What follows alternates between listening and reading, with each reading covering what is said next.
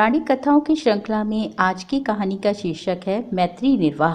पांडव जब 12 वर्ष का वनवास और 1 वर्ष का अज्ञातवास पूर्ण कर चुके थे, वे उपलव्य नगर में अब अपने पक्ष के वीरों को एकत्र कर रहे थे।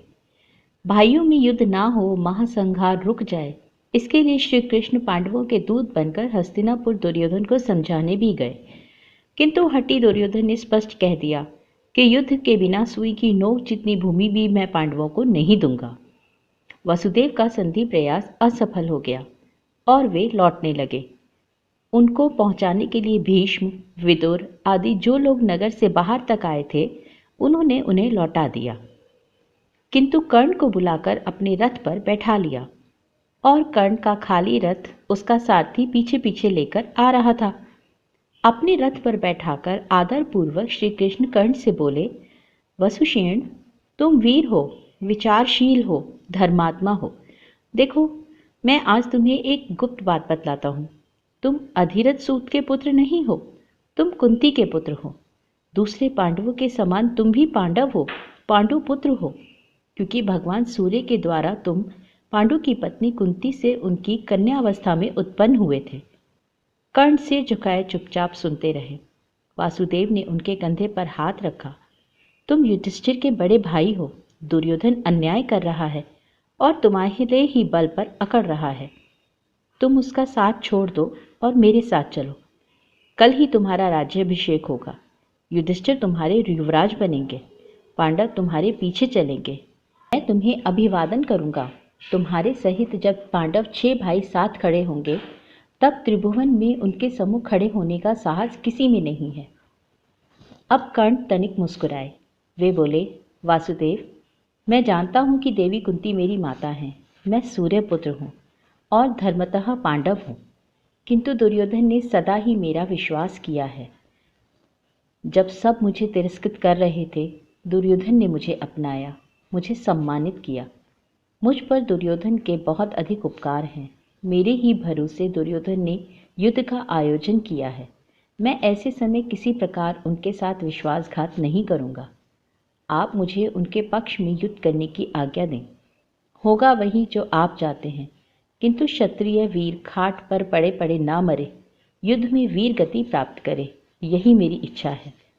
कर्ण, तुम मेरा इतना भव्य प्रस्ताव भी नहीं मानते, तो तुम्हारी इच्छा, युद्ध तो होगा ही। श्री कृष्ण ने रथ रुकवा दिया। उस रथ से उतरने के पूर्व कर्ण बोले, वासुदेव, मेरी एक प्रार्थना आप अवश्य स्वीकार करें। मैं कुंती पुत्र हूँ, यह बात आप गुप्त ही रखें, क्योंकि युधिष्ठिर धर्मात्मा है। उन्हें पता लग जाएगा कि मैं उनका बड़ा भाई हूँ, तो वो मुझे राज्य दे देंगे और मैं दुर्योधन को दे दूंगा, क्योंकि मैं दुर्योधन का कृतज्ञ हूँ। अतः युद्ध उन्हीं के पक्ष में करूँगा, किंतु मैं चाहता तो यही हूँ कि न्याय की विजय हो, धर्मात्मा पांडव अपना राज्य प्राप्त करे। आप जहाँ हैं, विजय तो वहाँ होनी ही है। फिर भी आप मेरा यह अनुरोध स्वीकार करें। महात्मा कर्ण का अनुरोध स्वीकृत हो गया। वे श्री कृष्ण के रथ से उतरकर अपने रथ पर जा बैठे और हस्तिनापुर लौट पड़े। संधि कराने के प्रयत्न में असफल होकर श्री कृष्ण लौट गए। अब युद्ध निश्चित हो गया था। युद्ध की तिथि तक निश्चित हो गई थी। इधर देवी कुंती अत्यंत व्याकुल हो रही थी कि कर्ण उनका ही पुत्र और वही अपने और भाइयों से संग्राम करने को उद्यत है। दुर्योधन कर्ण के ही बल पर तो कूद रहा है। अंत में कुंती देवी ने कर्ण को समझाने का निश्चय किया और वे अकेली ही घर से निकल पड़ी। स्नान करके कर्ण गंगा में खड़े सूर्यदेव की ओर मुख किए संध्या कर रहे थे। कुंती देवी को कुछ देर प्रतीक्षा करनी पड़ी। संध्या समाप्त करके कर्ण ने मुंह घुमाया तो कुंती को देखते ही दोनों हाथ जोड़कर वे बोले, देवी, अधिरथ का पुत्र कर्ण आपको प्रणाम करता है। कुंती के नेत्र भर गए। बड़े संकोच से वो बोली, बेटा, मेरे सामने तो तू अपने को सूतपुत्र मत कह। मैं यही कहने आई हूँ कि तू इन लोक प्रकाशक भगवान सूर्य का पुत्र है और इस अभागिनी के गर्भ से उत्पन्न हुआ है। मैं ही तेरी माता हूँ। तू अपने भाइयों से ही युद्ध का हठ छोड़ दे बेटा। मैं तुझसे आज यही मांगने आई हूँ। कर्ण ने फिर दोनों हाथ जोड़े और बोला, माता, आपकी बात सत्य है। मुझे पता है कि मैं आपका पुत्र हूँ, किंतु मैं दुर्योधन के उपकारों से दबा हुआ हूँ। दुर्योधन ने उस समय मेरा मित्र बना जब मुझे पूछने वाला कोई नहीं था। आपत्ति के समय मैं मित्र का साथ नहीं छोड़ सकता। युद्ध तो मैं दुर्योधन के ही पक्ष में करूंगा।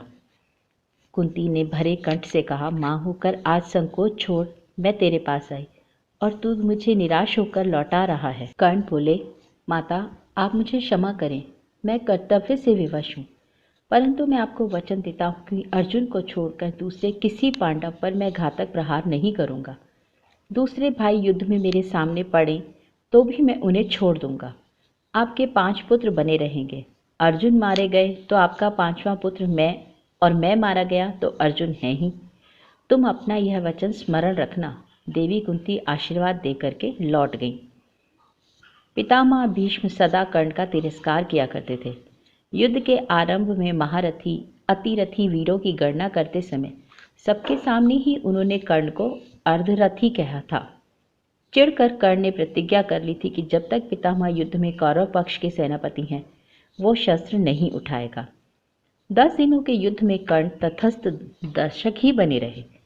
10वें दिन पितामह अर्जुन के बाणों से विद्ध होकर रथ से गिर पड़े। उनके शरीर में लगे बाण ही उनकी शैया बन गए। पितामह के गिरने पर युद्ध बंद हो गया। सभी स्वजन उनके समीप आए। यह भीड़ जब समाप्त हो गई तब शरशैया पर पड़े भीष्म अकेले रह गए। तब एकांत देखकर कर्ण वहां आए और उन्होंने पितामह से कहा, पितामह सदा आपसे धृष्टता करने वाला सूतपुत्र कर्ण आपके चरणों में प्रणाम करता है। भीष्म पितामह ने स्नेहपूर्वक कर्ण को पास बुलाया और स्नेहपूर्ण गदगद वाणी से बोले, बेटा कर्ण, मैं जानता था कि तुम महान शूर हो, तुम अद्भुत वीर एवं श्रेष्ठ महारथी हो, तुम ज्ञानी हो, परंतु तुम्हें हतोत्साह करने के लिए मैं सदा तुम्हारा तिरस्कार करता था। इसी उद्देश्य से मैंने तुम्हें अर्धरथी कहा था, क्योंकि दुर्योधन तुम्हारे ही बल पर युद्ध को उद्यत हुआ था। यदि तुम युद्ध में उत्साह ना दिखलाते तो दुर्योधन युद्ध का हठ छोड़ देता। यह महासंहार किसी प्रकार रुक जाए, यही मैं चाहता हूँ। परंतु हुआ वही जो होने वाला था। तुम्हारे प्रति मेरे मन में कभी दुर्भाव नहीं हुआ है। मेरी बातों को तुम मन में मत रखना। कर्ण मस्तक झुकाए सुनते रहे। पितामह ने कहा, बेटा मेरी बलि लग चुकी है, तुम चाहो तो यह संहार अभी भी रुक सकता है। मैं तुम्हें एक भेद की बात बतलाता हूँ। तुम अधिरथ के पुत्र नहीं हो, तुम सूर्य कुमार हो और कुंती के पुत्र हो। तुम पांडवों में सबसे बड़े हो। दुरात्मा दुर्योधन का साथ छोड़कर तुम्हें अपने धर्मात्मा भाइयों का पालन करना चाहिए। कर्ण अब बोले, पितामह आप जो कह रहे हैं उसे मैं बहुत पहले से जानता हूँ, किंतु दुर्योधन मेरा मित्र है। उसने सदा मुझसे सम्मान का व्यवहार किया है।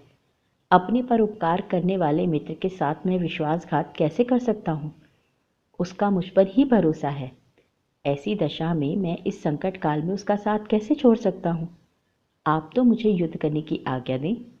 कौरव पक्ष में युद्ध करते हुए मैं वीरों की भांति देह त्याग करूं, यही मेरी कामना है। पितामह ने आशीर्वाद दिया, वत्स तुम्हारी कामना पूर्ण हो। तुम उत्साहपूर्वक दुर्योधन के पक्ष में युद्ध करो और अपने कर्तव्य का पालन करो।